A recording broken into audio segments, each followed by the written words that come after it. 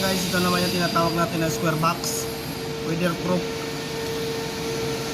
pang outdoor.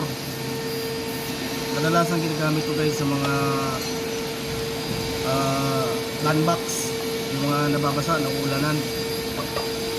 Ngayon gagamitan natin ito ng PVC adapter dito sa ilalim. Pero pag mababasa, kailangan natin ng liquid tight dito. Bali ang sukat ito 4x7, 7 yung butas, 4x4 lang to. Meron siyang rubber gasket, itong kulay itim, para hindi siya pasukan ng tubig, hindi magkaroon ng ground, kasi delikado yung kuryente, lalo na sa mga bata. Pag nag-ground, delikado yun, kailangan ligtas palagi. So ayun guys, thank you for